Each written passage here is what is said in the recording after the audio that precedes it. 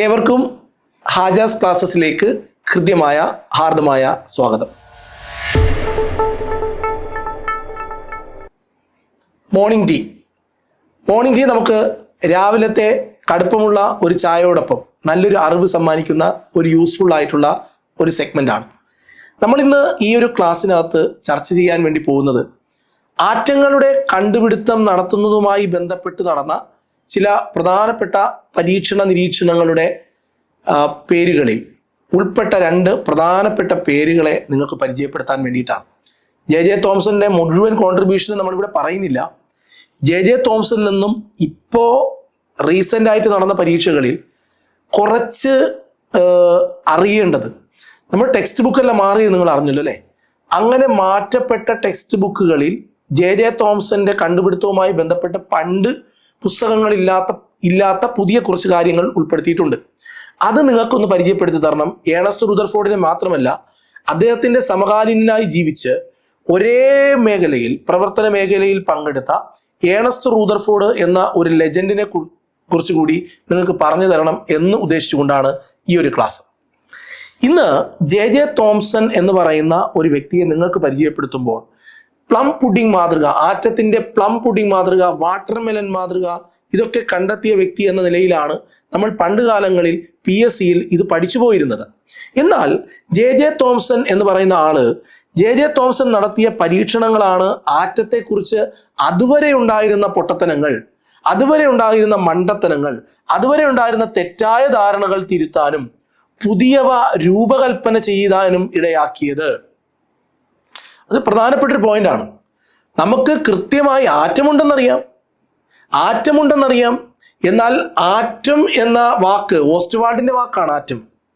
ഈ ആറ്റം ഉണ്ടെന്നറിയാം, പക്ഷെ ആറ്റത്തെക്കുറിച്ച് അന്ന് വരെ നമ്മൾ വിചാരിച്ചിരുന്ന ധാരണകളല്ല ആറ്റത്തിൻ്റെത് എന്ന് തിരുത്തിയത് ജെ തോംസന്റെ കഷ്ടപ്പാട് കൊണ്ടാണ് എന്ന്.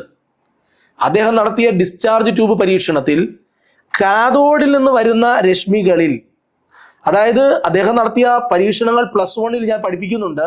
ഒരു കട്ടിയുള്ള ഗ്ലാസ് ട്യൂബാണ് ഡിസ്ചാർജ് ട്യൂബ്. അതിനകത്തൊരു വാതകത്തെ നിറയ്ക്കുന്നു. അതിൻ്റെ രണ്ട് ഭാഗങ്ങളിൽ 2 ഇലക്ട്രോഡുകൾ വയ്ക്കുന്നു. ഒന്നിനെ ബാറ്ററിയുടെ പോസിറ്റീവുമായിട്ട് കണക്ട് ചെയ്യുന്നു, അത് ആനോഡ്. ഒന്നിനെ ബാറ്ററിയുടെ നെഗറ്റീവുമായിട്ട് കണക്ട് ചെയ്യുന്നു, അത് കാഥോഡ്. ഇത് കാഥോഡാണ് ബാറ്ററിയുടെ നെഗറ്റീവുമായിട്ട് കണക്ട് ചെയ്തത്. മറ്റത് ആനോഡാണ് ബാറ്ററിയുടെ പോസിറ്റീവുമായിട്ട് കണക്ട് ചെയ്തത്. നല്ല പോലെ കറണ്ട് ഇതിനകത്തൂടെ കടത്തിവിടുന്നു. നല്ലപോലെ കറണ്ട് കടത്തിവിടുമ്പോൾ ഇതിനകത്ത് ഈ ഡിസ്ചാർജ് ട്യൂബ് പ്രകാശിക്കുന്നു. ഡിസ്ചാർജ് ട്യൂബിൻ്റെ വശങ്ങളിൽ ഉണ്ടാകുന്ന പ്രകാശത്തെക്കുറിച്ച് പഠിക്കുന്നു. ഇങ്ങനെയാണ് ഇതിൻ്റെ ഒരു പരീക്ഷണം. ഇവിടെ ഈ കാഥോഡിൽ നിന്ന്, ഡിസ്ചാർജ് ട്യൂബിലെ കാഥോഡിൽ നിന്ന് വരുന്ന രശ്മികളിൽ നെഗറ്റീവ് ചാർജ് ഉള്ള കണങ്ങളാണ് ഉള്ളത് എന്ന് തെളിയിച്ച ആളിൻ്റെ പേരാണ് ജെ തോംസൺ. നിങ്ങൾ ഒരിക്കലും ഈ ഡിസ്ചാർജ് ട്യൂബ് പരീക്ഷണമൊന്നും പഠിക്കാൻ വേണ്ടി പോണ്ട. അപ്പോൾ ഡിസ്ചാർജ് ട്യൂബിലെ കാഥോഡിൽ നിന്ന് വരുന്ന രശ്മികളിൽ നെഗറ്റീവ് ചാർജുള്ള കണങ്ങളുണ്ട് എന്ന് കണ്ടെത്തിയ ആളാണ് ഈ ജെ തോംസൺ. ജെ തോംസൺ എന്താ കണ്ടെത്തിയത്? ഇലക്ട്രോൺ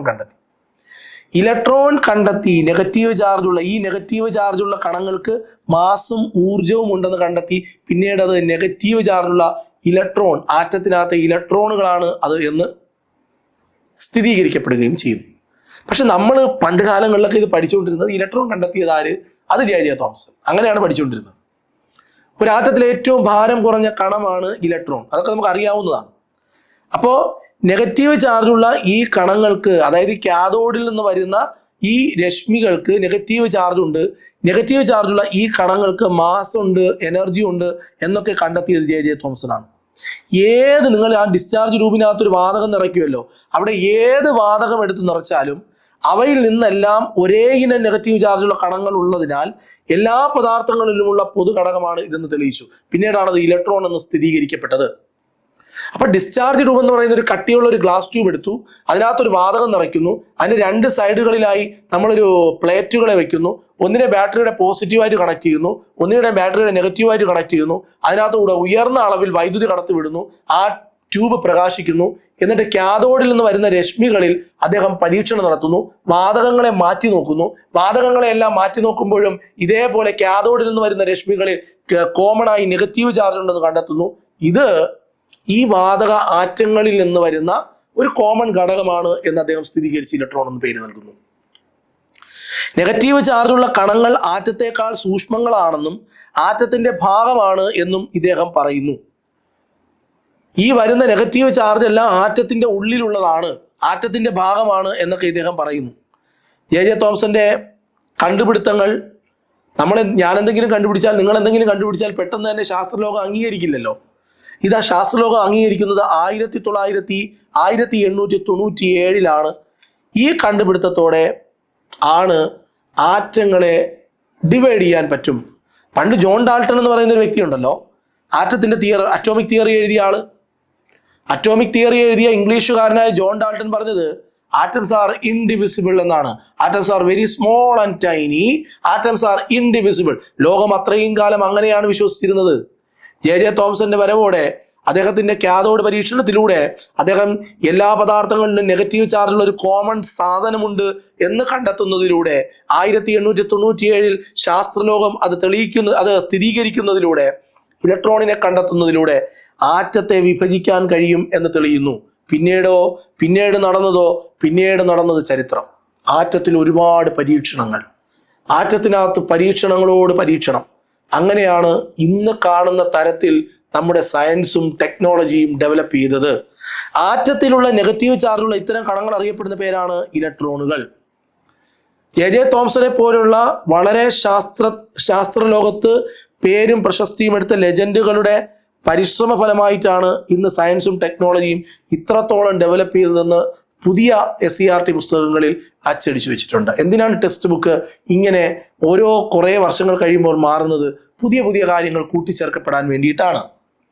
ജെ തോംസനെ കുറിച്ച് കുട്ടികൾ ചോദിക്കാൻ തുടങ്ങി. എങ്ങനെ എന്ന് ചോദിക്കുന്ന ഒരു പ്രത്യേകത കൂടി സയൻസിനുണ്ട്. അങ്ങനെയാണ് ജെ തോംസനെ കുറിച്ചും റൂദർഫോർഡിനെ കുറിച്ചും ഒക്കെ കുട്ടികൾ ചോദിക്കാൻ തുടങ്ങിയത്.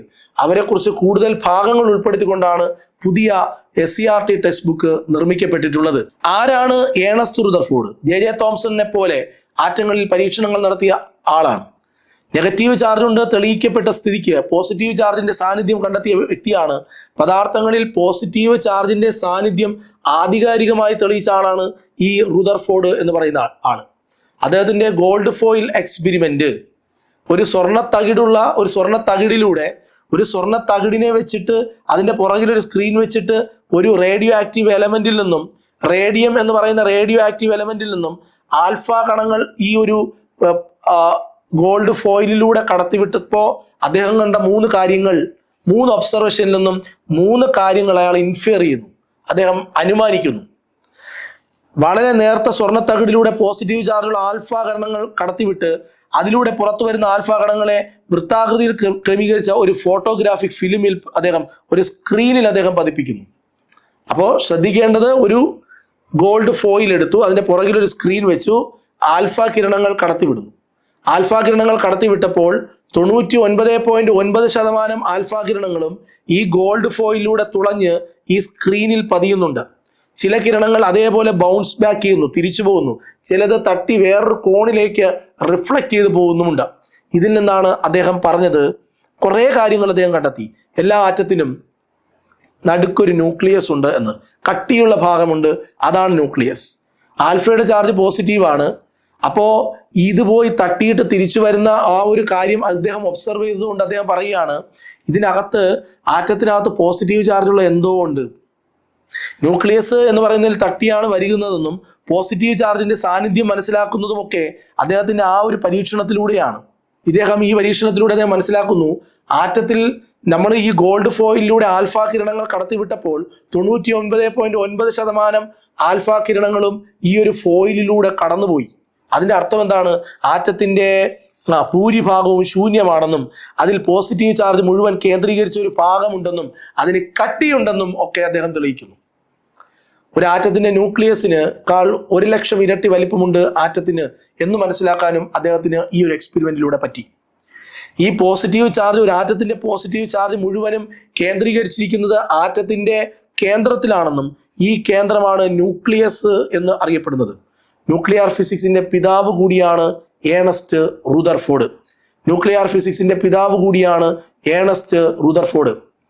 ജെ തോംസൺ ആറ്റത്തെ വാട്ടർ മെലനോട് ഉപമിക്കുമ്പോൾ, പ്ലം പുഡിങ്ങിനോട് ഉപമിക്കുമ്പോൾ, പ്ലം പുഡിംഗ് മാതൃക വാട്ടർമെലൻ മാതൃക എന്നൊക്കെ അറിയപ്പെടുന്നത് ജെ തോംസന്റെ ആറ്റം മോഡലാണെങ്കിൽ ഒരു ആറ്റത്തെ സൗരയൂഥത്തോട് ഉപമിക്കുന്നത് ആരാണ് എന്ന് ചോദിച്ചാൽ അത് ഈ ഏണസ്റ്റ് റുദർഫോർഡ് ആണ്.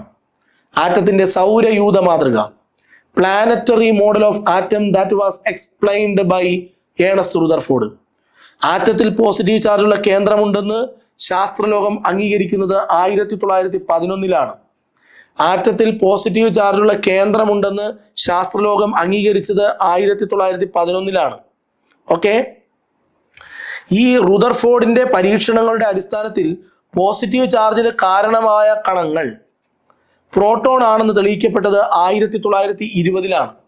പ്രോട്ടോണിന്റെ ചാർജ് എന്നത് ഇലക്ട്രോണിന്റെ ചാർജിന് തുല്യമാണ്, പക്ഷെ വിപരീതമാണ്. ഇലക്ട്രോണിന് എന്ത് ചാർജ് ഉണ്ടോ ആ ചാർജ് തന്നെയാണ് പ്രോട്ടോണിനുള്ളത്.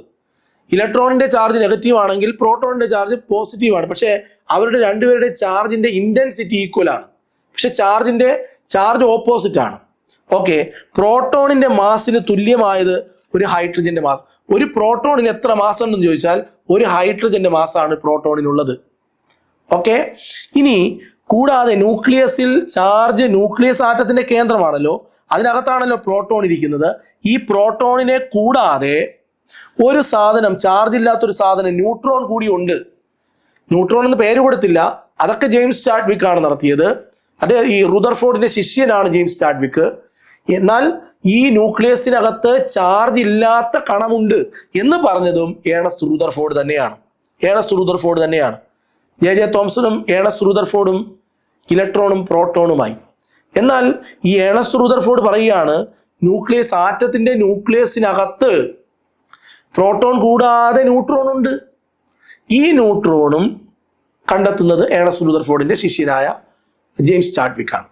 ഇത് മൂന്ന് പേരെയും, പ്രോട്ടോണും ഇലക്ട്രോണും ന്യൂട്രോണും ചേർത്ത് നമ്മൾ പറയുന്ന പേരാണ് മൗലിക കണം. നമുക്ക് അടുത്ത ക്ലാസ്സിൽ, അടുത്ത മോർണിംഗ് ടീയുടെ ക്ലാസ്സിൽ ഇലക്ട്രോണുകളിൽ നിന്നുള്ള PSC പരീക്ഷയിലെ ചോദ്യങ്ങൾ ഒന്ന് ചർച്ച ചെയ്യേണ്ടതുണ്ട്. എന്താണ് ഇലക്ട്രോൺ? വിശദമായി ഒരു ഡിഗ്രി ലെവൽ പരീക്ഷയ്ക്ക് വേണ്ട ഡിഗ്രി ടെക്സ്റ്റ് ബുക്കുകൾ വരെ ഉള്ള കെമിസ്ട്രി പുസ്തകങ്ങളിൽ നിന്നും ഫിസിക്സ് പുസ്തകങ്ങളിൽ നിന്നും ഇലക്ട്രോണിനെ വാർത്തെടുത്ത് നമ്മൾ അടുത്ത ദിവസം വരും. അപ്പോൾ എല്ലാവരോടും എനിക്ക് പറയാനുള്ളത്, നമുക്കൊരു പരീക്ഷ നേടിയെടുക്കാൻ നമുക്കൊരു എന്താ പറയുക, അറിവിൻ്റെ നിറകുടങ്ങളായ കുറച്ച് അധ്യാപകർ വേണം. അത് നിങ്ങൾക്ക് അവരെ പരിചയപ്പെടാൻ യൂട്യൂബിലുള്ള ഒരു ക്ലാസ്സാണ് മോർണിംഗ് ടീയിൽ നിങ്ങളോടൊപ്പം ഇപ്പോൾ നമ്മൾ നിൽക്കുന്നത് ഞാനും എന്നോടൊപ്പമുള്ള സലീം സാറും അതേപോലെ സ്റ്റീഫൻ സാറും ഒക്കെയാണ്. നമ്മൾ ഏകദേശം ഒരു 15ഓളം അധ്യാപകർ ചേർന്ന് ഒരു PSC പരീക്ഷ നിങ്ങൾക്ക് നേടിയെടുക്കാൻ തരത്തിൽ ഏറ്റവും മികച്ച ക്ലാസ്സുകൾ കുട്ടികൾക്ക് കൊടുക്കുന്നുണ്ട്.